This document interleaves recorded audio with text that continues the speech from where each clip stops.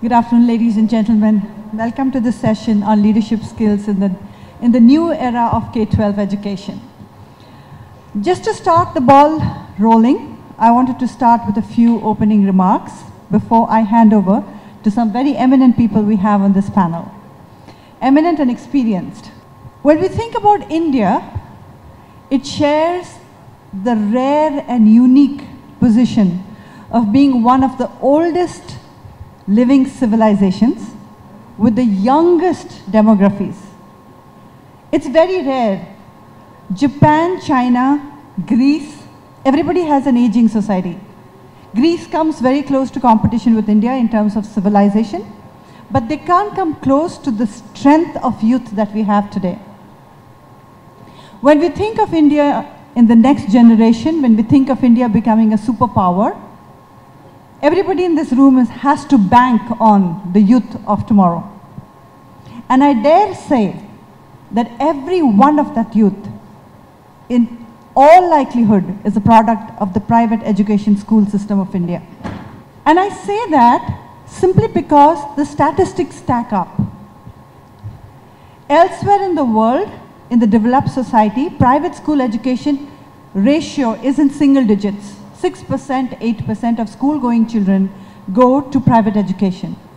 In India, the number is a staggering high number of 43%. It won't be unfair to say that the very backbone of the economy that India today sits on is built by private education. You name the sector. It can be financial, it can be engineering, it can be the very software industry that we are recognized in the world, it can be medicine, it can be legal, it can be political, or even judiciary, and not to mention the armed forces. We as education school providers have created this base that today India's knowledge economy runs on. However, as we stand today, private school education is going through a sea change. Private school education, if I may say, it may appear strong, but is at serious crossroads. The numbers, the challenges that the education sector is facing, the private school space, is mind-boggling. On the one side, it's about regulations, it's about fee cut. On the other side, it's about reservations, and the most troubling is the parent activism and the deep trust deficit between teachers and parents today. With that, I'm going to begin with, all of us are going to be talking about different topics, dealing with the issues, and how schools are taking proactive leadership changes to combat the current issues. Let me start with Tejal on my right. Tejal Amin is the chairperson of Navrachna from Gujarat. There is a very burning issue in Gujarat, Tejal, which is the Fee Regulation Act. Fee Regulation Act is happening everywhere in India, but is particularly strong in Gujarat. As we stand, you're very well aware, as I am, that several of our schools have got a 50% or a 70% fee cut of what was being charged the last financial year. Under the circumstances, how do you think schools are going to cope up? And what kind of leadership challenges do you think you're going to make necessary changes to actually even survive?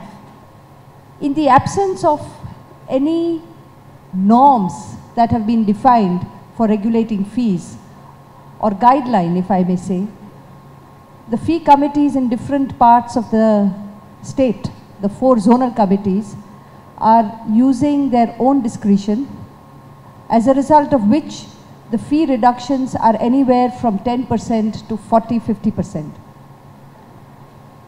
I hope that wiser counsel will prevail. When we have private players in the school education space, they have made commitments of financial resources, set up the infrastructure, they have taken on the risk of their investments, doing well or not. They have taken on the responsibility of becoming accountable to parents and to society for delivering the kind of education that they have promised. And in that light, it is only fair that they are able to provide the education that they have committed themselves to in a fair, reasonable and secure environment. Our matter is sub judice, and it would not be right to make any kind of opinion on it. But let us look at a scenario where fees are drastically brought down. If any school has to reduce its fees by 40% and has to refund that amount, and this is, mind you, retrospective from the financial year 2017-18, so from June or April 2017 onwards, if you have to refund 40 or 50%, number one, where is that kind of cash flow going to come from? Because you would have to refund 18 months of fees. Second, is schools are providing quality in a free market.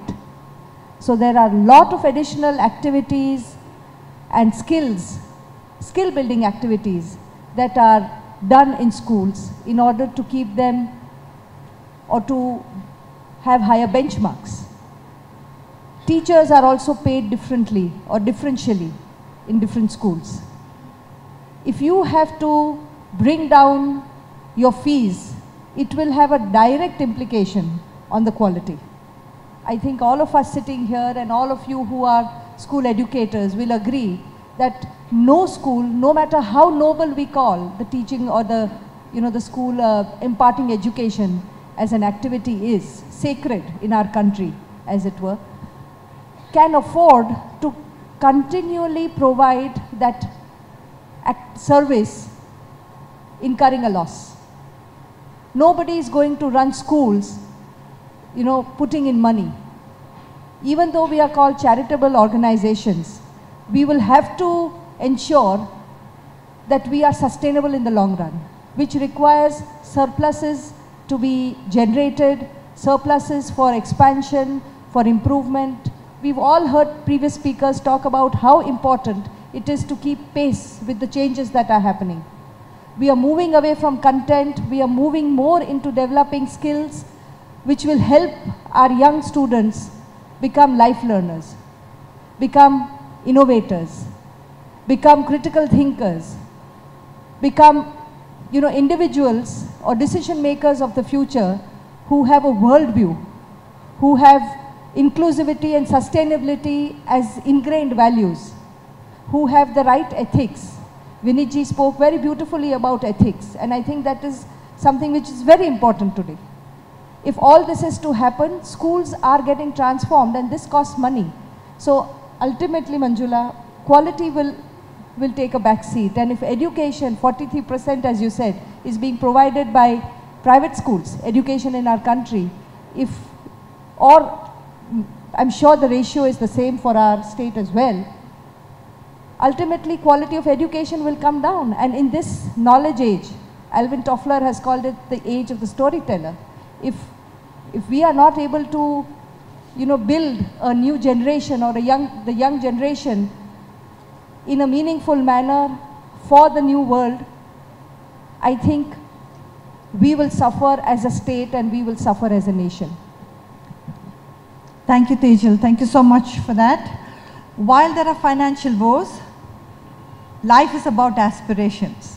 So let's move on and see how Chandrasekhar from Jain Group of International Institutions, who's the CEO, current CEO, deals with challenges which are other than parent and regulation. I have a lot of people who are going to talk about that. So if you can bring up a 360 kind of an approach and look at what are the existing issues that face us today and how we are grappling with it, please. All right. Thank you very much, Manjula, and good afternoon to all of you. I think, yes, there are a lot of challenges in any institution or any organization, and that is not something which is alien to any of us. We have to deal with challenges, and that's where leadership comes into play. Leadership and its efficiency comes into picture. But to answer your question, if the very leadership itself is a challenge, then I think you are in a different space. And I'm going to talk about that one particular issue to set the foundation. Today we as schools rely to a great extent on our leaders.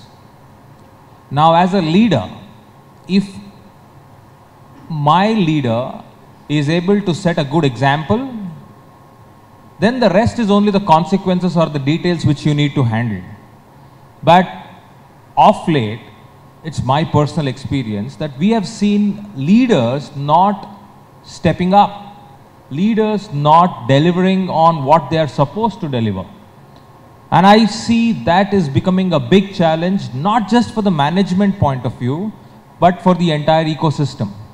Because gone are the days where principals were taking charge and standing up there as a sense of belongingness for that entire organization. Today, I think it's a contribution of the whole system, I'm not blaming them, but the point is, today the thing is, principals also want to do point from A to point B kind of a job. And I can't imagine a school being dealt in that situation. I am not generalizing here. I am trying to tell you that this is one of the biggest challenges which is going to blow up in the face in the next maybe 5 to 7 years down the line. We're talking about a lack or a shortage of qualified teachers, but there is a lack of qualified leaders for educational institutions, and we need to groom them. The onus is on all of us. We need to build that, because if that leadership is at stake, then I think the whole system is going to crumble on its own weight. So that's my take on this particular thing. Thank you. Thank you so much for bringing in that element. Vinesh here is the CEO of Whip Your Schools. You've already heard him. I want to bring in this element of skilling, and everybody knows that Skill India is one of our important portfolios that the Government of India is driving.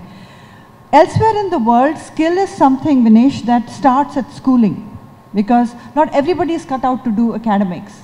So unless you have pathways for both skilling and academia, right at school level, do you think what we're currently doing is effective? I mean, given the situation that exists in Australia or China, which is so much more integrated to schooling, how do you think we can either ramp up, or if you think we are doing all right on that space of skilling? So I think in India, I think there are different segments of schooling, right? You have the elite schools, you have the mid-segment schools, you have the schools which are slightly the bottom of the pyramid in terms of economics. And then there are the government schools, schools inside the rural areas, etc. I think the important aspect, or rather one of the reasons why skilling was introduced in schools, was to really take care of those segment of children who probably, perhaps, may not be able to reach out to the kind of academic excellence that one would want them to reach out to. And probably to those children who eventually might leave school after 12th and then start to probably get straight into the workforce industry. Now when you get into the workforce industry, you have two choices. You could either pick up something by default and not by choice. You just want to become an electrician, or you want to become a plumber, because you feel that that's an easy thing to pick up and start doing it. And then you start learning it very, you don't go through a structured form of learning. You do not have the soft skills that are required to handle a customer. And therefore you then become one of those frustrated, you may become one of those frustrated, skilled person or plumber or electrician. So when you introduce skilling in the schools, let's say after the 9th standard or 10th standard, then the chances of this becoming more structured goes up. And hence when the child comes out, he or she is designed to really go down that path with a lot of confidence. I think that's what really was required for skilling to get into schools. It's like if you see an Uber driver today, sure, right? I mean, you have two kinds of drivers who might open the door for you. One who might just sit in the wheel and just not talk to you, who might be chewing a pan, Or you might have someone who looks at you and says, good morning, where can I take you today, whatever. You tend to be more, the second one is more pleasing. Now, probably because that person has undergone certain soft skills in some form in his life. And I think if that can be instilled in a school, that'll make sense. So I think that's the long Thank you for bringing in that. On my right, I have Rajesh, who's Business Development Head for Advanced Financials. Finance is a big requirement for everything, right? Industry, manufacturing, service, schools. Given the situation that we are now at, where fee regulations India-wide are a reality, we're going to be having two kinds of pressures as entrepreneurs or as school heads or school administration. One is the capital requirement to build an infrastructure, school, and the other is a tuition fee. What is happening is sometimes parents feel that paying upfront or even the quarter fees is too much. Do you think you as a financial service provider have any solutions that can deal with the school segment? Thanks Manjula. Good afternoon all. Look, if you go by a study, close to 30% of Indian population is the age group of 0 to 20. So which itself is a huge opportunity for education, higher education. At the same time, if you see the kind of costs which are incurring, the way the cost is going up for higher education or for the schools, a study says close to 80,000 crores to a lakh of crores is a requirement, CapEx requirement for the education institutions. At the same time, you don't want to compromise on the quality of education. Parents demand a lot of new things. It's not like pure play basic education which was there in our times. You go to classroom, study and come back. So a lot of extracurricular activities, a lot of sports infrastructure is what parents and schools are looking for.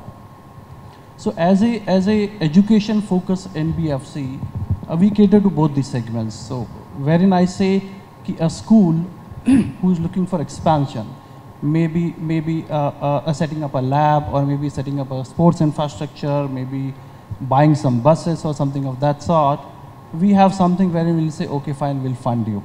So we'll be with you for that growth trajectory.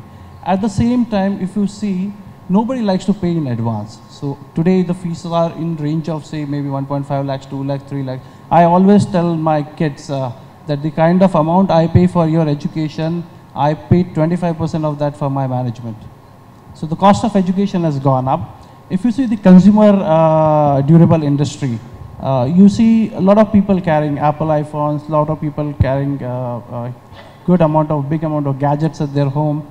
It's because it's now affordable to buy those, maybe no cost EMIs, 0% interest EMIs.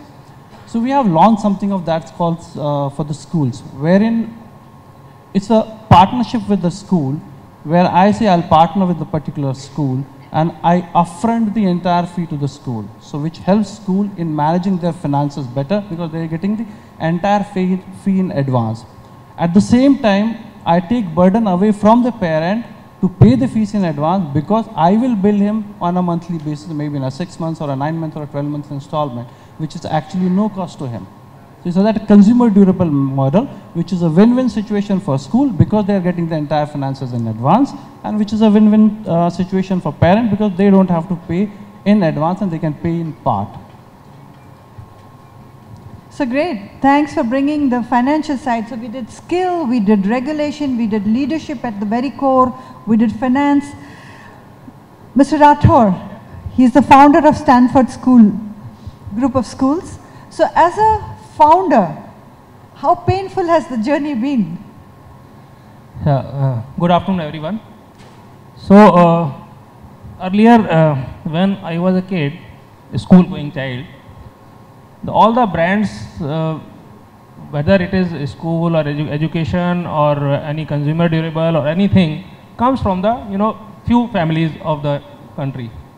But in last 10-15 years, people like me, people like sitting here are coming up with the brands.